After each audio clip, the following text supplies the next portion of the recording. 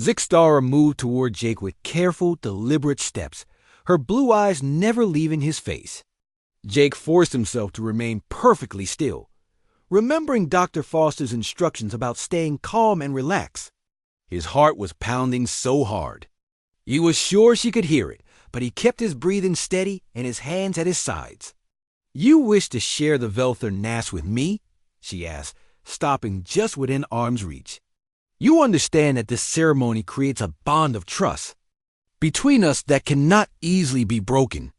"I understand," Jake replied, surprised by how steady his own voice sounded. "I want to show you that humans value the friendship of the Veltharian people, and that my previous reaction was born from ignorance, not disrespect." Zixtara studied his face for another long moment, then slowly opened her mouth and extended her pink tongue toward him. This time, Jake didn't flinch or step backward. Instead, he opened his own mouth and gently extended his tongue to meet hers.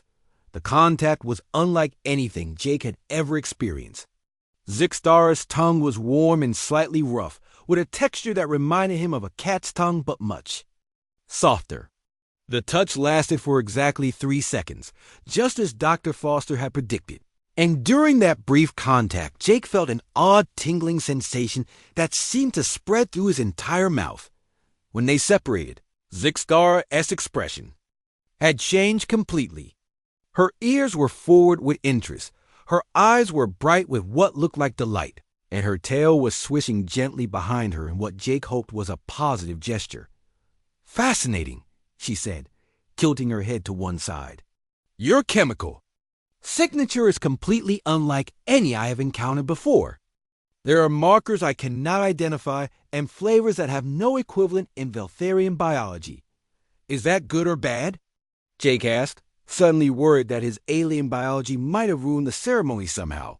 "It is wonderful," Zixtara replied, with what Jake was learning to recognize as a Veltharian smile. "It confirms that you are truly a different species with your own unique characteristics. The Velther Nass has been properly shared between us, Jake Martinez. We are now bonded in trust and mutual respect." Jake felt a wave of relief wash over him that was so strong it made his knees weak. "Thank you for giving me a second chance, Ambassador. I promise I will not make the same mistake again." "You may call me Zixtara when we are speaking privately," she said, settling back down beside the stream. "And I believe I understand now why you reacted as you did during our first meeting. Your species does not practice biological greeting ceremonies, does it?" Jake sat down across from her, grateful for the chance to rest after the emotional intensity of the past few minutes. "No, we don't. Human greetings usually involve touching hands or sometimes embracing, but we don't share biological contact. With strangers, the closest thing we have to what you just did would be romantic kissing between partners." Zixtara's ears perked up with obvious interest. "Romantic kissing? This is a mating ritual for your species?" "Not exactly mating, but it is associated with romantic attraction and emotional bonding between individuals who are interested in each other as potential partners." "Ah, this explains much. When I extended my tongue toward you, your instinctive reaction was to assume I was making a romantic advance rather than offering a formal greeting. Your species must have very different biological markers for distinguishing between social contact and mating behavior." Jake nodded, fascinated by how quickly Zixtara had grasped the nature of the misunderstanding. "Exactly. For humans, tongue contact is very intimate and personal.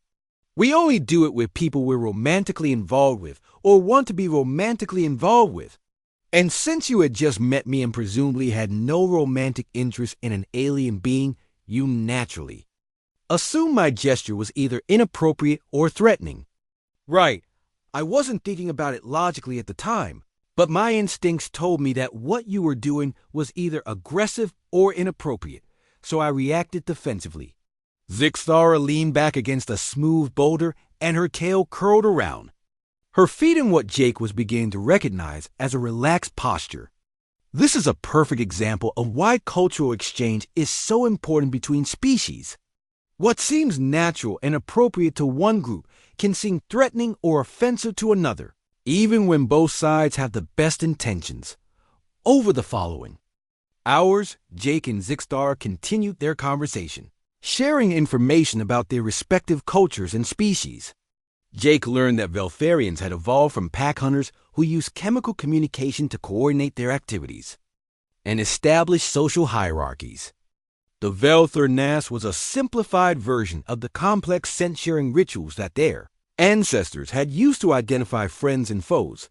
Zixstar was equally fascinated by human culture, particularly by the concepts of metaphor and abstract thinking that seemed to be central to human communication. Your species appears to think in symbols and representations rather than direct sensory data, she observed. When you describe something as feeling blue, you are not actually referring to the color blue, are you? No, it's a metaphor for feeling sad or depressed. We use a lot of figurative language like that. I guess it might seem confusing to a species that communicates more directly. Not confusing, but very different. Veltharian communication is quite literal. When we say something, we mean exactly what the words indicate. This metaphorical thinking of yours suggests a very complex and creative mental structure.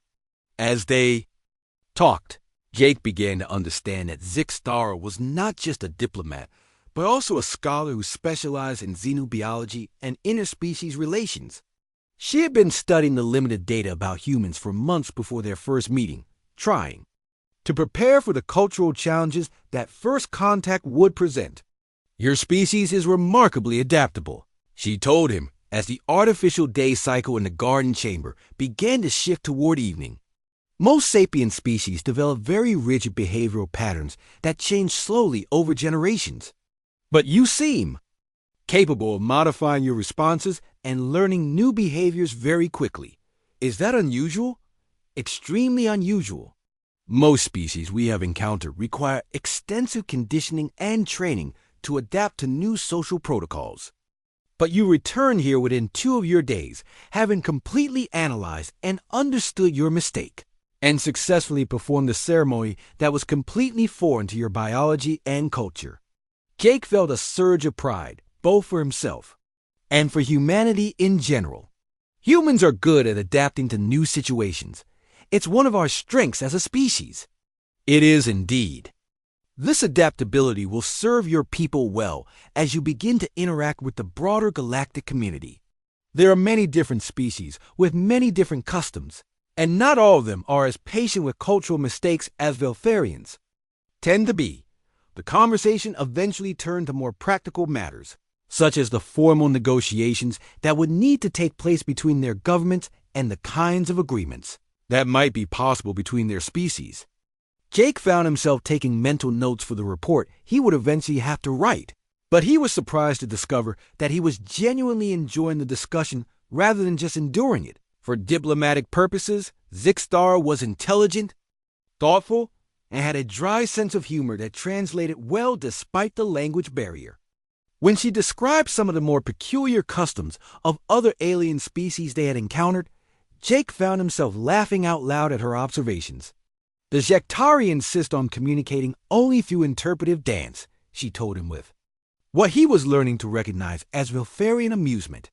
Formal negotiations with them take weeks because every concept must be expressed through elaborate choreographed movements. That sounds exhausting, Jake said, wiping tears of laughter from his eyes. I'm glad Veltharians prefer verbal communication. As M1, though I must admit, your species' use of facial expressions and gestures is quite charming. You convey a great deal of emotional information through subtle changes in your features.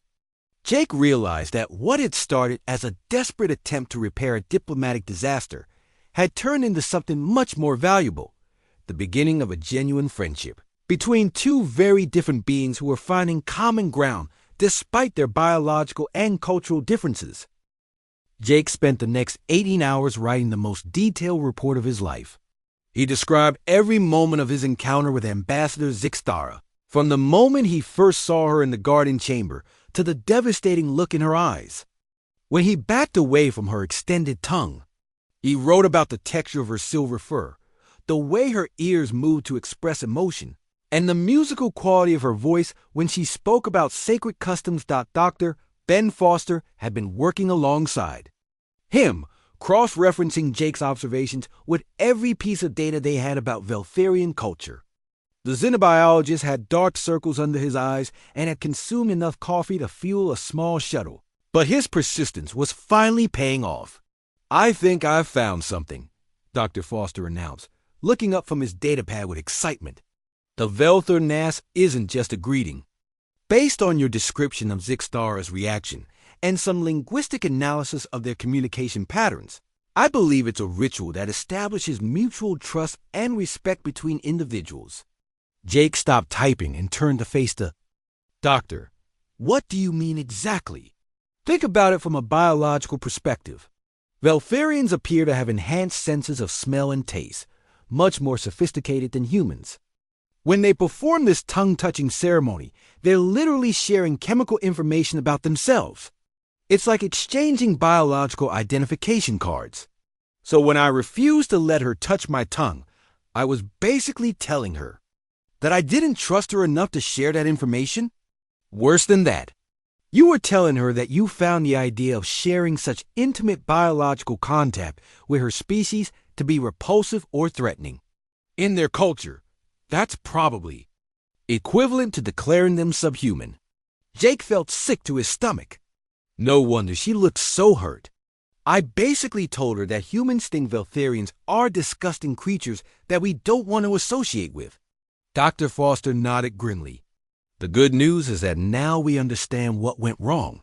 The bad news is that I'm not sure how to fix it. This kind of cultural insult might be impossible to overcome. There has to be something we can do. What if I went back and performed the ceremony correctly this time? Would that prove that I was just ignorant before, not deliberately insulting?" "It's possible, but it would be incredibly risky. If you mess it up again, or if they interpret a second attempt as mocking their customs, you could make the situation even worse." Jake stood up and walked to the porthole, looking out at the Veltharian station. It had been rotating slowly for the past day and a half, and he had started to recognize some of its features. There was the docking port where his shuttle had attached, and there was the transparent section that covered the garden chamber, where his diplomatic career had died a quick and painful death. "I have to try," Jake said quietly. "This is my fault, and I'm the only one who can fix it. Besides, what's the worst that could happen? They already think humans are hostile and untrustworthy. If I make another mistake, we'll just be back where we started." Dr. Foster joined him at the porthole. "Actually, that's not true. Right now, they think humans are ignorant and possibly rude. But they might still be willing to give us another chance if we approach them correctly. If you go over there and make another cultural mistake, they might decide that humans are fundamentally incompatible with civilized society. So you're saying I shouldn't try?" "I'm saying you need to be absolutely certain you understand what you're doing before you make the attempt. We only get one more chance at this." Jake spent the next 6 hours studying everything Dr. Foster had discovered about the Velthar Nas ceremony. According to the doctor's analysis, the ritual involved a gentle touching of tongues that lasted for approximately 3 seconds. During this contact, both participants would exchange chemical information through specialized receptors in their tongues, allowing them to assess each other's health, emotional state, and basic biological compatibility. For Veltharians, this exchange was deeply intimate and sacred. It was typically only performed between close friends, family members, or individuals who were establishing formal bonds of trust and cooperation. The fact that Ambassador Zixtara had been willing to perform the ceremony with Jake during their first meeting was actually a tremendous honor that demonstrated her respect for humanity and her desire for peaceful relations. "The key is to remain calm and relaxed during the contact," Dr. Foster explained for the 10th time. "Veltharians can detect stress hormones and other chemical markers that indicate fear or aggression. If you're tense or frightened when you touch tongues with Zixtara, she'll know immediately, and it might undermine the sincerity of your gesture. How am I supposed to stay calm when I'm touching tongues with an alien being for the first time in human history? Focus on the meaning behind the gesture. You're not just touching tongues with her. You're sharing a moment of trust and mutual respect. You're telling her that you consider her worthy of intimate biological contact and that you trust her enough to share your own chemical signature with her. Jake nodded, though he still felt nervous about the whole thing. What if my human biology doesn't work the same way? What if I don't have the right chemical receptors or my tongue doesn't produce the right signals? That's actually not a problem. The ceremony is about willingness to participate, not about the specific biological results. Zixtar will understand that human tongues work differently than Veltharian tongues. What matters is that you're demonstrating respect for their customs and trusting her personally. Jake made his decision, against Captain Park's direct orders. He was going to return to the Veltharian station and attempt to correct his mistake. He waited until the night shift, when most of the crew will be asleep, then quietly made his way to the shuttle bay. The shuttle systems were still configured from his previous trip, so it only took a few minutes to prepare for departure. Jake left the message for Captain Park, explaining his actions and asking her not to follow him. This was something he had to do alone, and he didn't want to risk involving anyone else if things went badly. The flight to the station felt different this time. Instead of nervousness about the unknown, Jake felt a strange sense of determination. He had caused this problem through his ignorance and fear, and he was going to fix it through knowledge and courage. The Veltharian docking port accepted his shuttle just as smoothly as before, but this time no one was waiting to greet him in the corridor. Jake made his way through the curved passages, relying on his memory to find the garden chamber. The station seemed quieter than before, and he wondered if the Veltharians were deliberately avoiding contact with him. When he reached the garden chamber, he found Zixtar sitting alone beside a small stream that ran through the center of the space. She looked up as he approached, and her expression was unreadable. Her ears were neither forward with interest nor flat with hostility, and her tail was perfectly still behind her. "Human Jake Martinez," she said, and her voice was carefully neutral. "You have returned. This is unexpected." Jake stopped several feet away from her, close enough to speak comfortably, but far enough to give her space. "Ambassador Zixtara, I have come to apologize and to ask for your forgiveness. I now understand what the Velther Nas means to your people, and I realize that my actions were deeply insulting." Zixtara studied him for a long moment, her large blue eyes reflecting the soft light filtering through the leaves above. "You understand the nature of your offense?" "Yes. The Velther Nas is a sacred ceremony that establishes trust and mutual respect between individuals. When I refused your gesture, I was telling you that I found your people unworthy of such trust. That was never my intention, but my ignorance does not excuse the insult I delivered." Zixtar's ears moved slightly forward, which Jake hoped was a good sign. "And why have you returned?" Jake took a deep breath and stepped closer. "I have returned to perform the Velther Nas correctly, if you will permit me to do so. I want to demonstrate that humans are capable of learning from our mistakes, and that we truly desire friendship with your people." For a moment that felt like an eternity, Zixtara simply looked at him. Then slowly, she stood up and approached him with the same fluid grace he remembered from their first meeting. Jake sat in the shuttle's cramped passenger compartment with his head in his hands, replaying the disastrous meeting over and over in his mind. The return trip to the horizon's edge felt like a funeral march, with Lieutenant Amy Collins piloting. In uncomfortable silence, while Jake struggled with the weight of his failure, the meeting had ended abruptly after his refusal of Zixtara's greeting. The other Veltharians had gathered around their ambassador, speaking in hushed tones while shooting glances at Jake that ranged from confused to hostile. Zixtara herself had simply stood there looking devastated, as if Jake had personally betrayed her trust in the worst possible way. "We should return to our respective vessels to consider what has transpired here," Zixtara had finally said, her musical voice now cold and formal.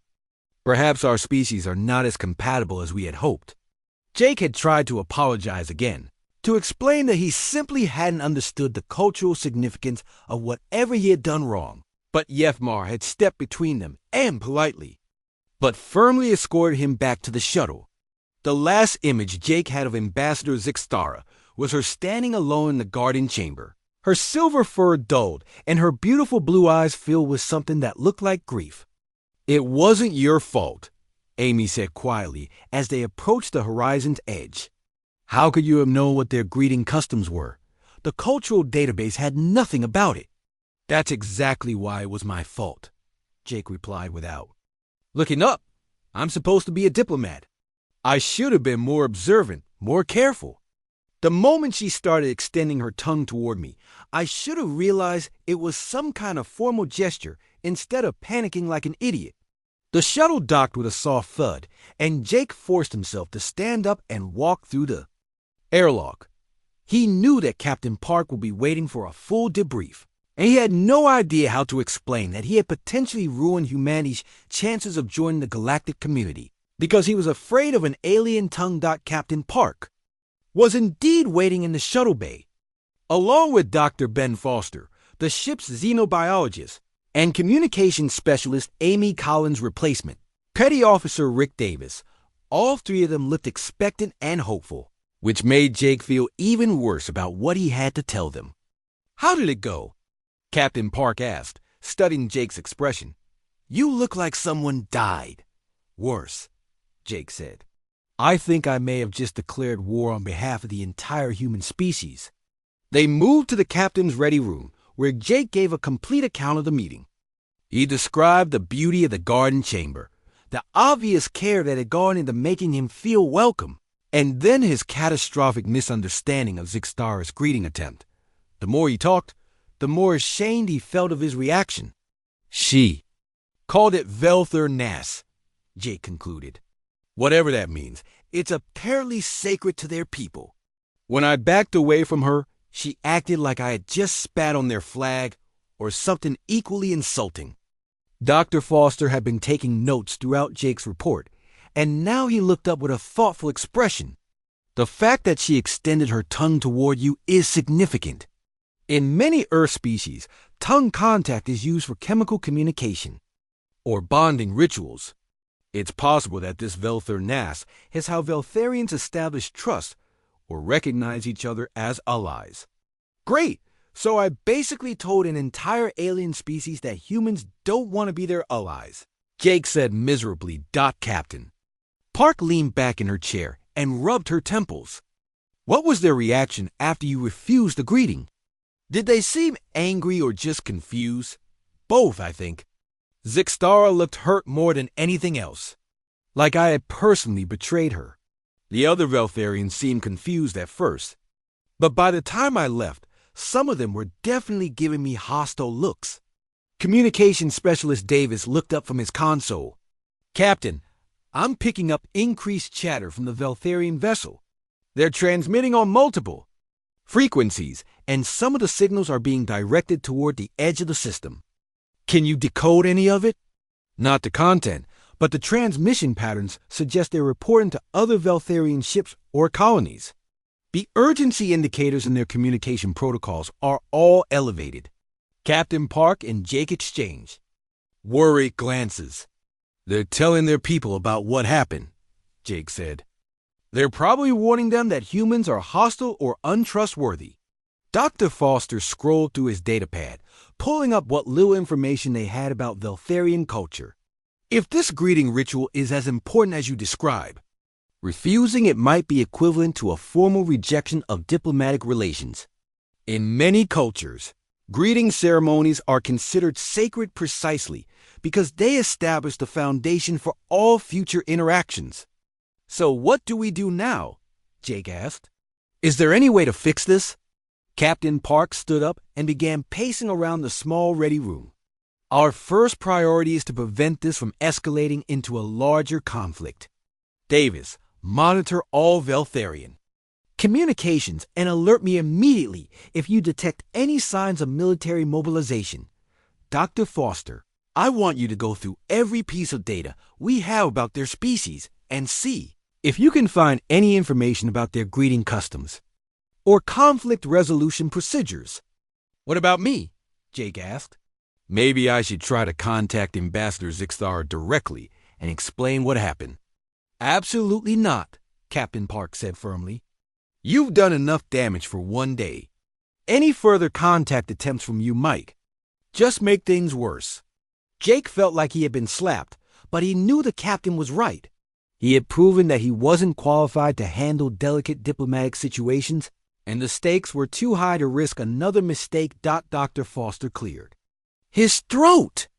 "Actually, Captain, I think Jake might be our best option for resolving this situation. He's the only one who was actually present during the greeting ceremony. He knows exactly what happened and how Zixar reacted. If we can figure out the proper way to perform this Velther Nas, Jake might be able to return and correct his mistake." "That's assuming they'll even agree to see him again," Davis said without looking up from his communications console. "From what I'm picking up, they're not feeling very friendly toward humans right now." Captain Park stopped pacing and looked at Jake with a mixture of sympathy and frustration. "Martinez, I know you feel responsible for this situation, and honestly, you are responsible.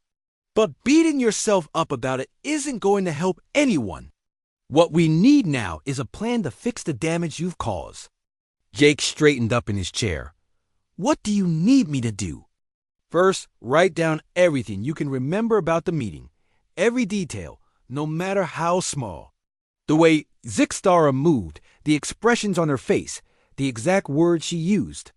Dr. Foster needs all the data he can get if he's going to figure out how this greeting ceremony is supposed to work. Then what? Then we hope that Dr. Foster can find a way to turn this disaster into an opportunity. If we can demonstrate that humans are capable of learning from our mistakes and adapting to alien customs, it might actually strengthen our position in the long run." Jake nodded, though he wasn't sure he believed that anything good could come from his spectacular failure. As he left the ready room to begin writing his detailed report, he caught sight of the Veltharian station through one of the corridor windows. It still looked beautiful and peaceful, but now it felt like a symbol of everything he had lost through his ignorance and fear. Somewhere on that station, Ambassador Zixtar was probably telling her people that humans were not ready for galactic civilization. And the worst part was, Jake was starting to think she might be right. The shuttle ride to the alien station took only 15 minutes, but it felt like hours to Jake Martinez. He sat in the pilot's seat next to Lieutenant Amy Collins, who was handling the navigation while he reviewed his notes one final time. Through the front viewport, the Veltharian station grew larger and more impressive as they approached. "Look at those docking ports," Amy said, pointing to several circular openings along the station's curved surface. "They're perfectly sized for our shuttle, but they look like they were grown rather than cut. How did they know our exact specifications?" Jake studied the organic-looking structure and felt a mix of wonder and nervousness. Their technology must be more advanced than we thought. Maybe they can reshape their station to accommodate different ship designs. The docking procedure was surprisingly smooth.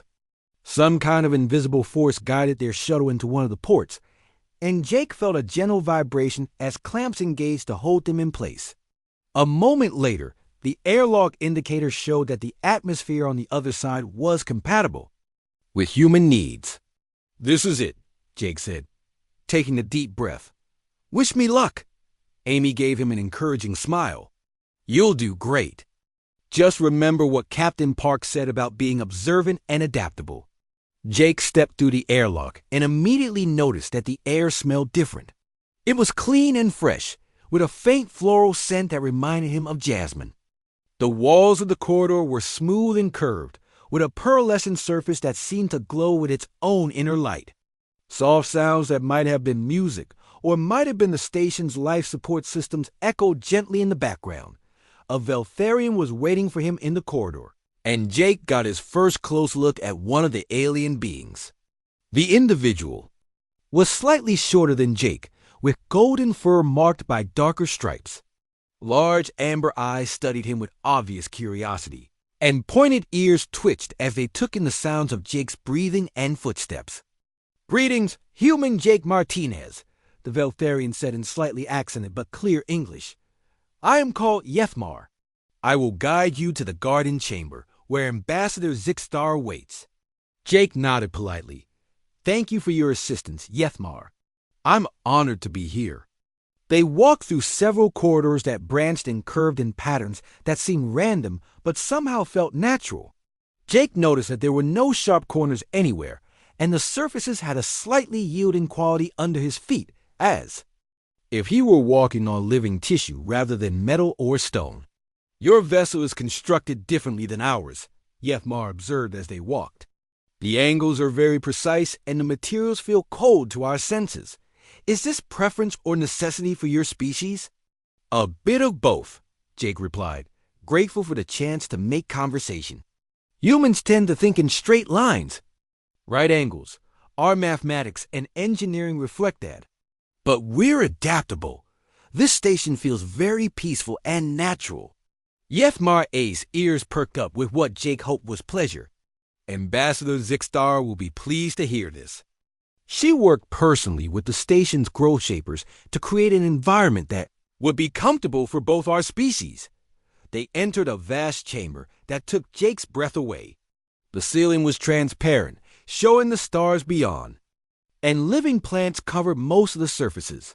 Trees with silver leaves grew in carefully tended groves, and flowering vines created natural barriers that divided the space into smaller, more intimate areas. The air was warm and humid, filled with the sounds of running water and the soft rustling of leaves. "The garden chamber," Yethmar announced. "Ambassador Zixstar waits in the central grove." Jake followed his guide along a path made of smooth stones that had been grown rather than cut. As they approached the center of the chamber, he saw her. For the first time in person, and all his nervousness returned in a rush. Ambassador Zixstar was magnificent. She stood nearly 6 feet tall, with silver fur that seemed to shimmer in the soft light filtering through the leaves above. Her face was elegantly elongated, with large blue eyes that held an intelligence and depth that was unmistakably sentient. She wore no clothing, but decorative bands around her arms and neck suggested high rank or ceremonial importance. She turned as they approached, and Jake saw her expression change from calm anticipation to something that might have been delight. Her ears lifted forward, and her long tail swished gently behind her. "Human Jake Martinez," she said, and her voice was like music. "I am Ambassador Zixstar of the Veltharian Council. We welcome you to our station and hope this meeting will mark the beginning of lasting friendship between our peoples." Jake stopped a respectful distance away and tried to remember everything he had been taught about diplomatic protocol. "Ambassador Zixstar, I am deeply honored to meet you on behalf of humanity. We hope for the same friendship and cooperation that you describe." Zixstar stepped forward with fluid grace, and Jake noticed that she moved without making any sound on the stone path. As she drew closer, he could see the intricate patterns in her fur and the way her eyes seemed to catch and reflect the light. She was both alien and beautiful in a way that made him feel slightly dizzy. Then something unexpected happened. Zixstar opened her mouth and extended her tongue toward Jake's face. The pink organ was longer than a human tongue and seemed to be reaching directly for him with obvious intent. Jake's mind went blank with panic. Every instinct he had screamed that this was an attack or a threat display of some kind. The tongue was coming straight at his face, and he had no idea what it meant or how to respond.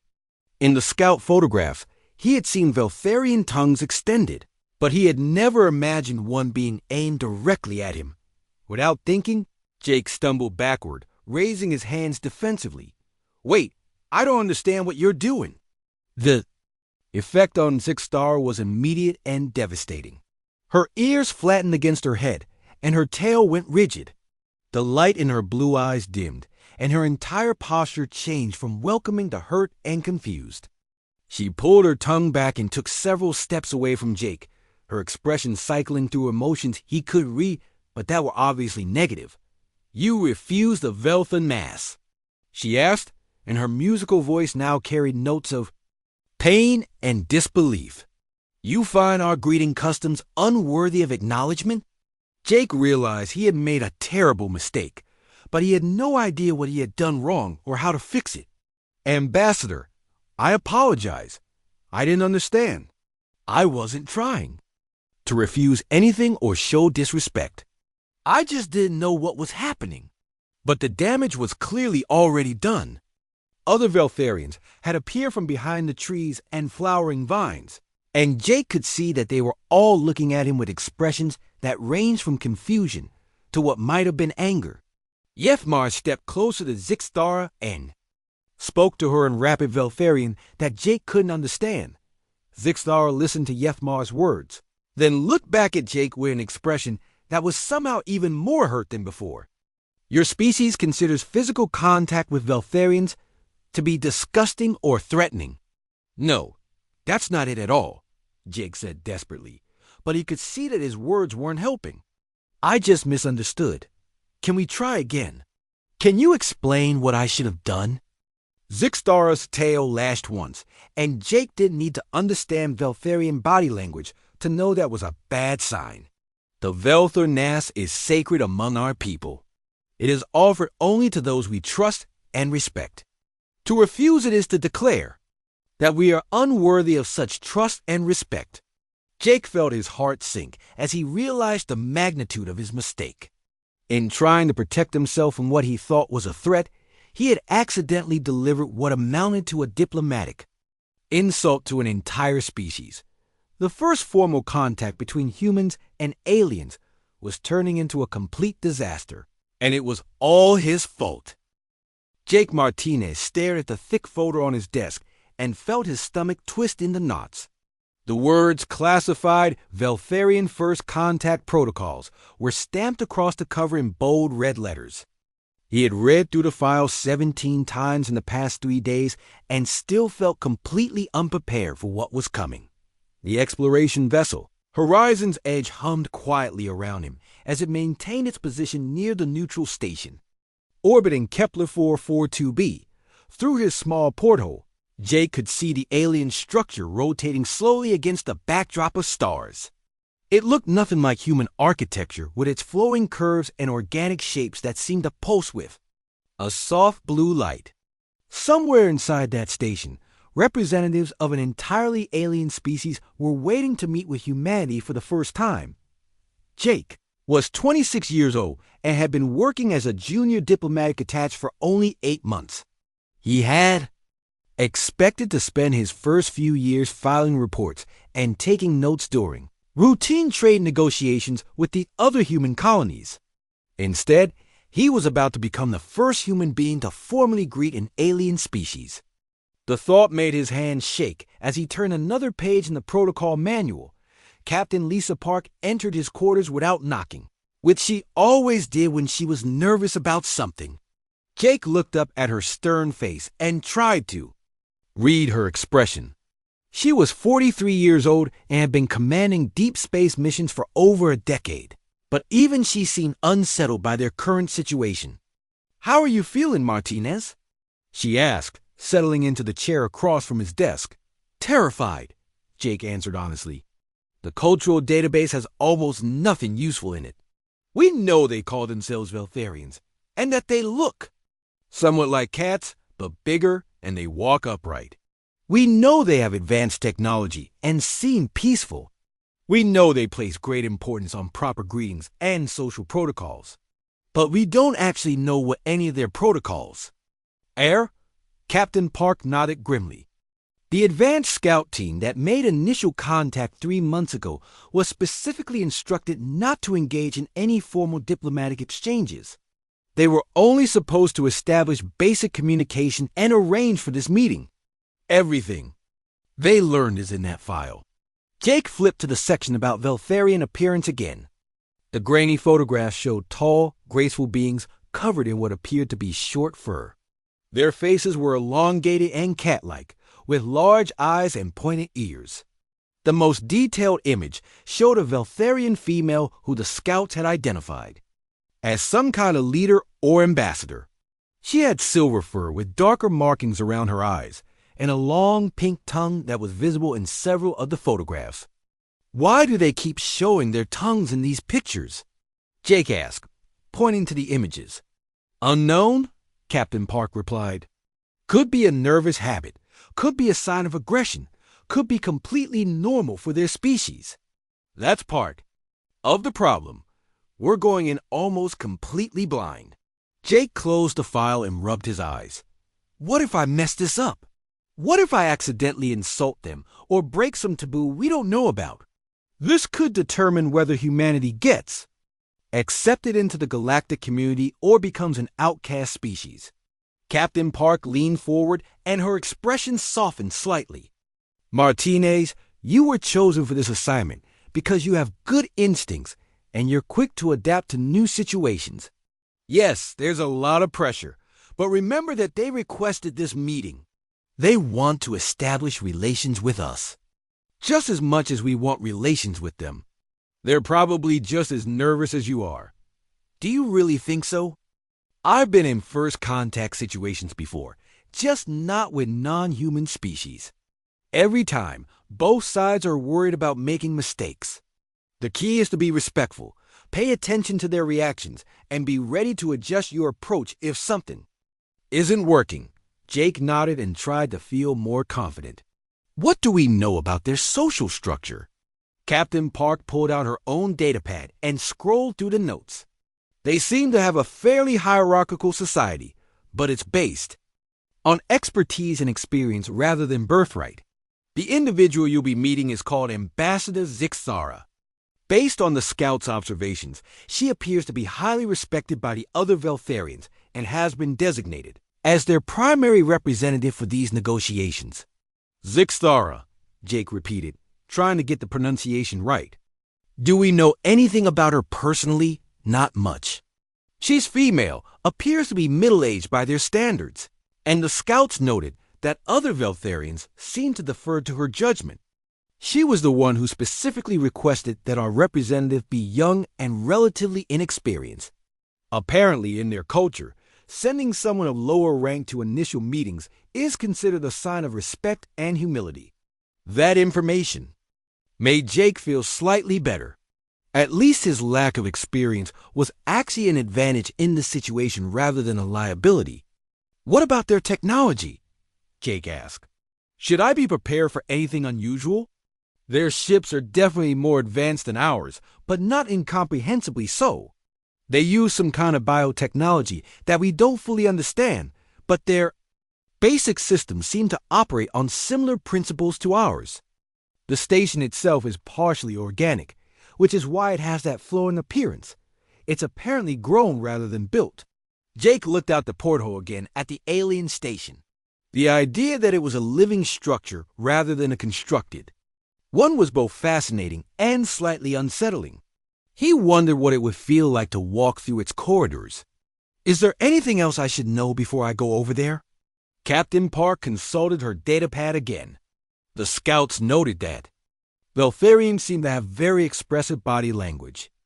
They use their tails, ears, and facial expressions to communicate emotions and intentions.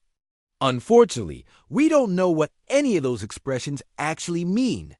Also, they appear to have an excellent sense of smell, so they might react to your scent in ways we can't predict. Great, so I might accidentally smell insulting to them. Just stick to the basic diplomatic principles. Be polite, be observant, and remember that you're representing all of humanity. Don't take any risks, but don't be so cautious that you seem unfriendly. Find the middle ground. Jake stood up and straightened his formal diplomatic uniform. It felt strange to be wearing something so ceremonial in the depths of space, but first impressions were important. How long do I have before the shuttle departs? 30 minutes. The meeting is scheduled to take place in what they call the Garden Chamber. Apparently, it's some kind of communal space with plants and natural lighting. They thought it would be more comfortable for both species than a sterile conference room. That actually sounds nice. Remember, this first meeting is just an introduction. You're not expected to negotiate any actual treaties or agreements. Just establish a positive relationship and demonstrate that humans can be trusted to engage. In civilized diplomatic relations, Jake picked up the protocol file and tucked it under his arm. I'll do my best not to start an interstellar war. Captain Park smiled for the first time since entering his quarters. I have confidence in you, Martinez. Just be yourself and remember that they want this to work just as much as we do. As Jake walked toward the shuttle bay, he tried to imagine what Ambassador Zixtara would be like in person. Would she be intimidating, friendly, completely alien in ways he couldn't predict? In less than an hour, he would find out. The fate of human-alien relations rested on his ability to make a good first impression with a species he knew almost nothing about.